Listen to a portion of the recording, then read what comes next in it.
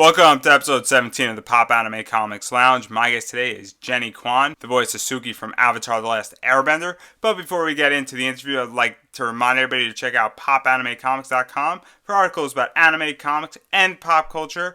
And when you click on the affiliate links located in the article, I get a small commission when you purchase something from Amazon.com, which helps keep this podcast up and running. So without further ado, let's dive right into this interview. How were you first exposed to acting? Wow, I was exposed really young. When I was a kid, I was super shy. And so my mom got me singing lessons. That really kind of helped me get out of my shell. And then I was in a singing group called Kids of the Century, which was this performing troupe that would perform in LA. And we went to New York, and basically on the plane ride back from New York, I got discovered by an agent. So she basically had to convince me to come back, and she's like, do you want to try acting? And I was like, no, but she's like, what if you tried an acting class? And I said, all right. So I got in the acting class, and I just fell in love with it like the moment I started, just because I got to play and pretend and create. And so it was just a really great thing for me. And actually one of my very first jobs was a voiceover job. So it was really cool. So were you encouraged by your family to go after this voice acting job? They were really supportive. I mean, both my parents, they were always very encouraging, and they would take me to all my auditions, and they took off work to do that many times. They were very, very supportive of whatever I chose to do with that. And I guess, in a certain sense, they did encourage it because they paid for all my singing lessons and my acting lessons. So they must have been somewhat, encouraging. But yes, I was very lucky that they really guided me to do that. So obviously a little bit of time later in 1992, you auditioned for California Dreams. What made you want to pursue a live acting role versus a voice acting at this time? It was really interesting because at the time, before I did California Dreams, I did Miss Saigon. But even before that, I believe I auditioned for California Dreams first. And then I booked Miss Saigon, which is a musical. And I was on tour, and I got a phone call from the producer of California Dreams saying, we have a space open, and I want to hire you to fill this role. I'm basically going to role for you. I was so young. I think I even remember being on the phone thinking, is this for real? Like, what is this?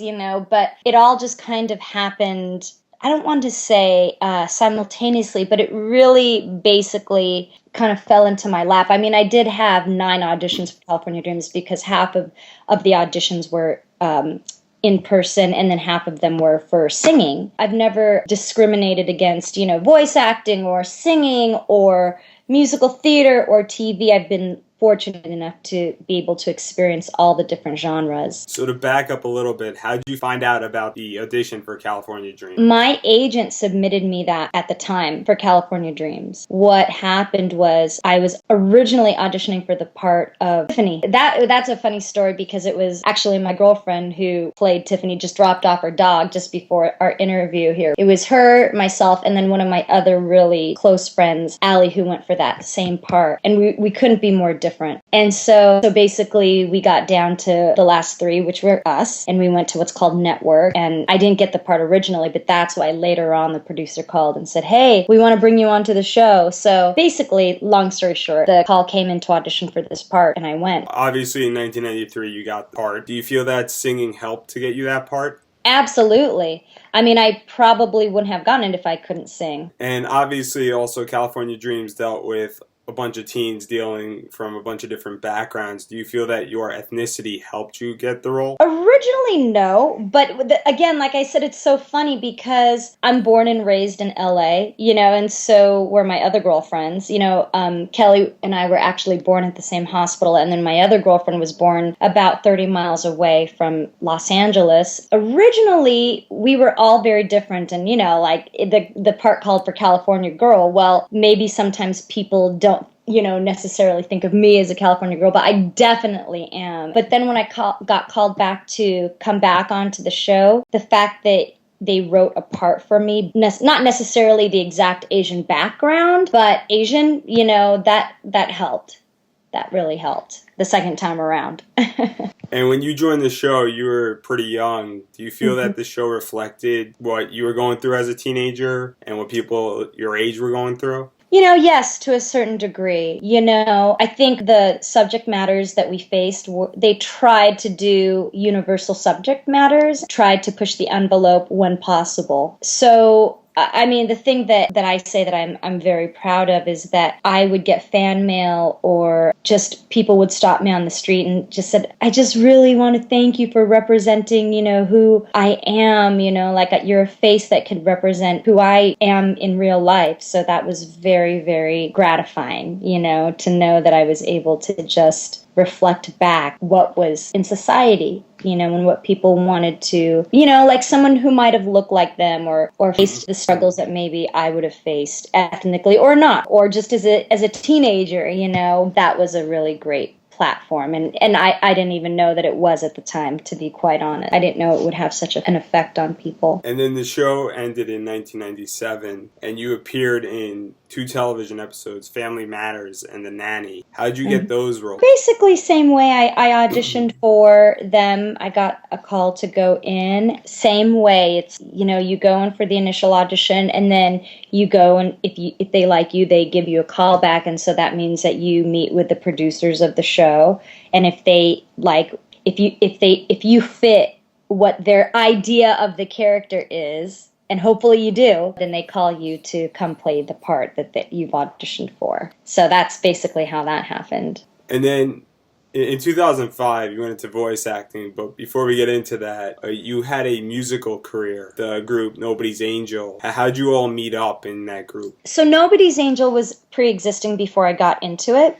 And when my same girlfriend who I went to network for California Dreams, my other friend who didn't get the part either, she was in Nobody's Angel, and she was like, Jennie, come, and I want you to be in this group. So I went, and they were already signed to Hollywood Records, which is owned by Disney. So basically I came in and we recorded an album, which was so fun to do. And we did some touring with that. We had a development deal with ABC Family, and we shot a pilot for basically Nobody's Angel. So there was a lot of life with the group. So basically, with the music industry, it's really interesting because we had a really, really great album, and the album, with things like timing and all that kind of stuff, sometimes it just doesn't work out. And we put out a really great album, but the timing must have just not worked out.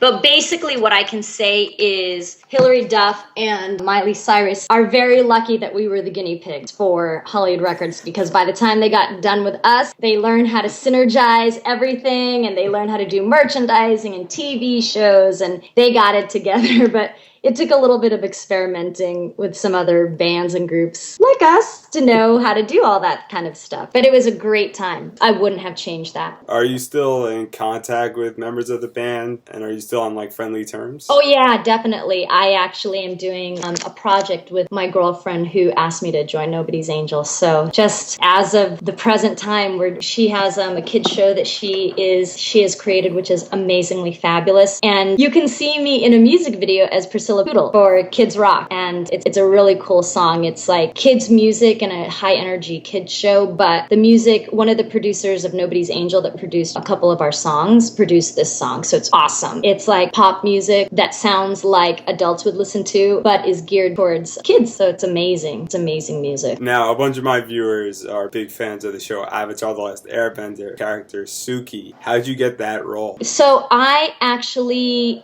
went into my agent's office and auditioned for it, and basically they booked me from what they heard on my audition tape. Originally, I was supposed to just be on one episode, but I guess because the fans liked the character so much, they would bring her back. And I did not even realize by the end, it was like I was basically on that last season kind of like a reoccurring character, which was so wonderful. It was such a great experience. So how did you go about auditioning for it? I auditioned in my agent's booth, and again, they sent it in, and they liked what I did. I went into Nickelodeon for a callback, and basically they booked me after that. It was a quick process, luckily. And in recording, how did you go about recording? I would go to Nickelodeon in the studio, and most of the time it would be me and Jack DeCina, and then a lot of the times the cast would be there, which is not always the case when you're recording voiceover. A lot of the times, you'll spend time on your own, but we're so lucky to be able to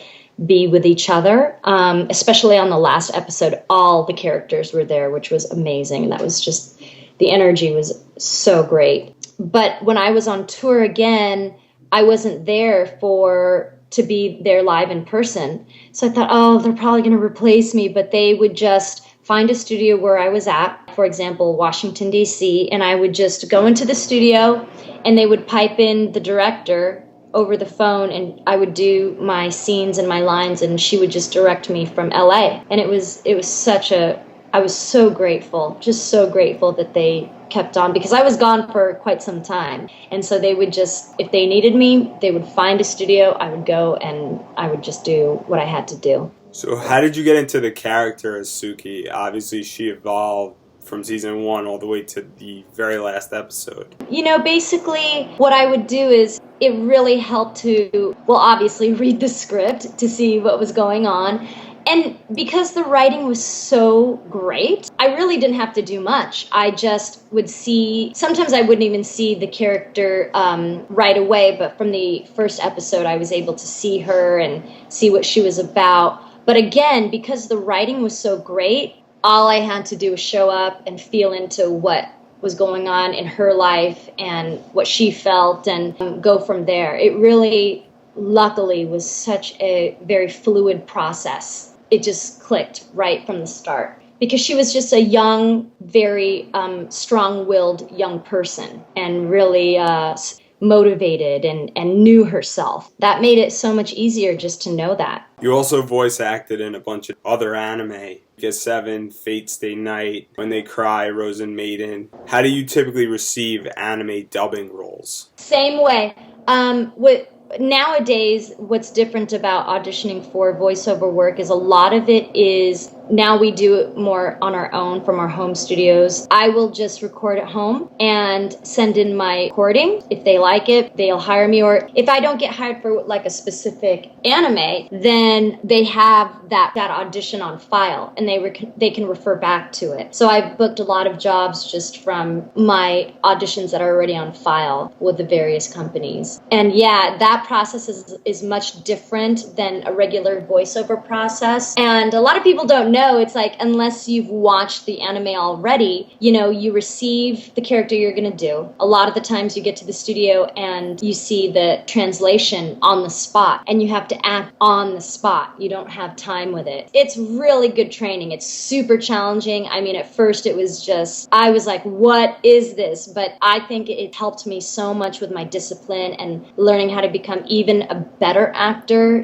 because I had to take direction directly on the spot, do it very quickly. And so you have to be able to deliver and take direction very quickly. So what do you feel is the major difference between your work as a voice or actress on Avatar and the anime side? What the big difference is? Time. Like I said, with anime, you have to be so on top of your game. Like I said, many a time I'll come into the studio not knowing the character, see the character, learn about the character on the spot, and go and take direction fast. Whereas, with a video game or a cartoon, you might get the script sent to you. Oh, no, not with anime. Again, unless you've watched it on your own and you know of it, much different. It's just much faster. Now, for a few of your dubbing projects, you were credited under the name Minx Lee. What's the story behind that? As voiceover artists, there are certain stipulations that we go through, and so sometimes you go under different aliases, and I like that name. I made it up. I love it. I might change,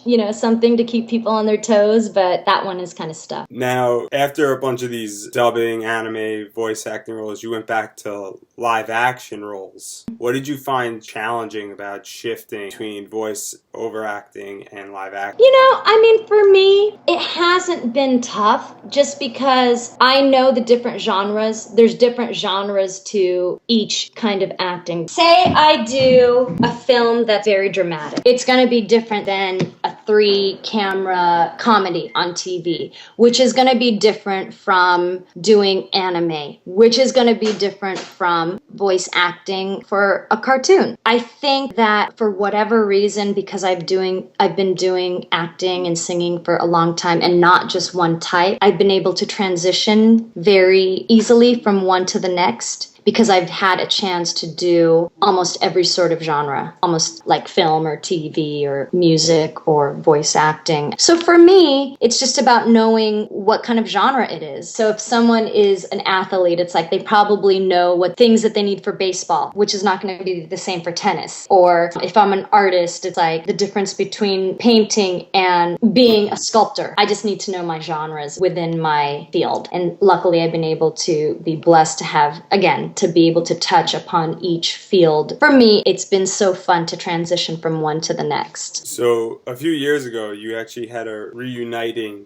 with the cast of California Dream. How did that come about? Shout Factory decided that they wanted to put the series onto a DVD collection, and they wanted to have a behind-the-scenes reunion, and so they arranged that where we came together and they interviewed us. They put it on the actual DVD series collection. So they arranged all of that. Those of us who were able to participate in Los Angeles came together and they just made it happen. And in continuing with acting, in 2011 and 2012, you appeared in 2 short films. How'd you get involved in short films? That's something that I hadn't really experimented with before. I don't remember exactly why I decided to go for Playtime, but I remember going to the audition. The people who were putting it together were just these young, brilliant filmmakers. When I auditioned for their project, I was like, these people have it together. And Playtime is pretty intense. But my friend Roxy, who actually created and wrote the short, she is now up and coming. Like, she's on her 2nd feature film that she's filming. But I was basically part of her first creation, which she is so great.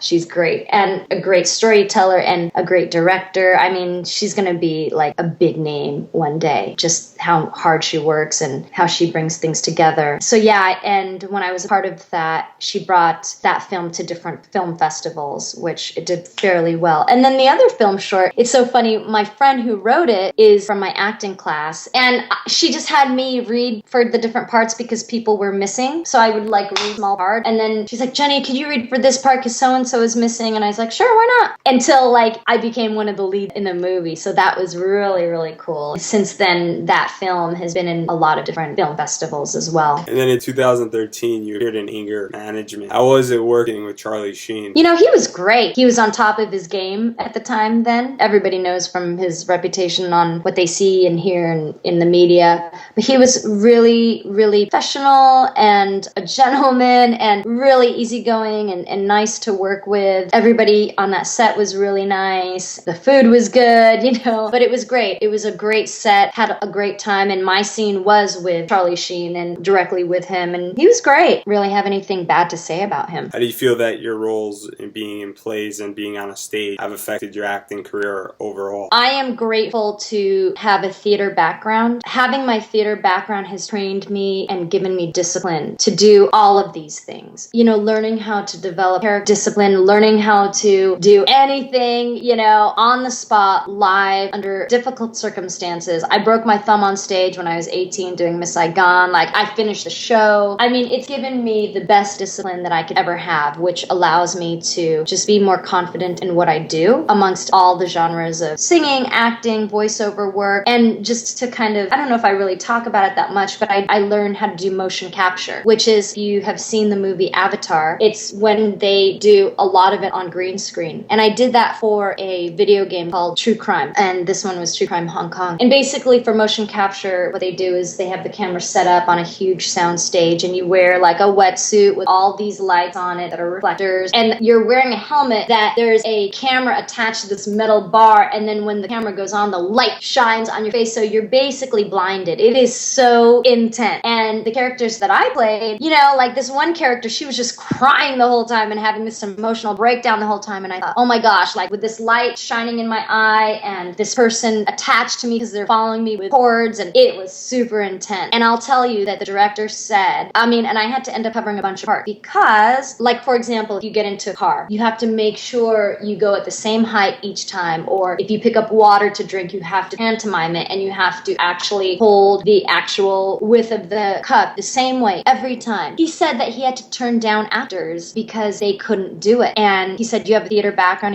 And I said, "Yeah." He's like, "That's why you can do it." People who've never had theater backgrounds, they couldn't handle it. And even for voiceover work, my agent was telling me, she's like, all my really great voiceover actors, not all of them, but many of them, my voice actors, the ones that are really good, have theater backgrounds. And so, I'm really grateful that I have that, because I can really kind of bounce around and just take that discipline, adjust it however I need. And finally, do you have any advice for people who want to get involved in live action roles, voice acting, or music? My advice would be, if this is something you're passionate about, you have to be just as passionate to do the work behind the scenes, which means you need to beef up on your acting skills, take a class, read a book, practice. If you want to be a singer and you're not quite sure, like how to do it, practice, take some lessons. What I do also too is I do private coaching, and a lot of the times people will come to me and they're like, "I have an audition tomorrow." All right, I'm not a miracle worker, I can help you with what I can help you with. You just never know when that call is going to come, that you have to be right there on your best game, ready to act, ready to sing, ready to interpret, ready to whatever it is. And if you don't have the chops to do it, it just makes it more uncomfortable, for you, doing it, So that's the way to build confidence, is to just get what you need to do to be prepared for yourself. And you're going to feel so much better at what you do. And if you have the passion for it, if you have, the desire for it, do it because you love it. Don't do it because you're chasing fame, or you're chasing, what you think might be, glitz and glamour, because, an overnight success, there are some that are overnight successes, but an overnight success could be 10 years in the making. You just never know. And do you have anything that you'd like to promo? Facebook, Twitter, Instagram, website? Let's see. If people would like, they can visit my website. It's pretty easy. It's jenniekwan.com. JennieKwan.com. I do have some new animes coming out that I can't talk about yet. I'll give you a little hint. I just finished doing episodes for a new cartoon too that be promoted in a major toy store. You probably know which one. So they're going to start airing some cartoons in the toy stores across America once it comes out, for promo for a shoe line. And you'll be able to see that, and then eventually it'll move on to YouTube. So pretty excited about that. And again, if they want to see me as Priscilla Poodle in Twinkle Time and Friends, they could visit my website too. It's Kids Rock, or they could look at it on YouTube. So I'm trying to think if there's anything else in the moment that can be plugged. And I'm Instagram. I'm Jennie_Kwan, JENNIE_KWAN. So follow me on Instagram. Thank you for listening to this week's podcast. And remember to subscribe to this podcast so it finds you and you don't find it. And everybody have a great week.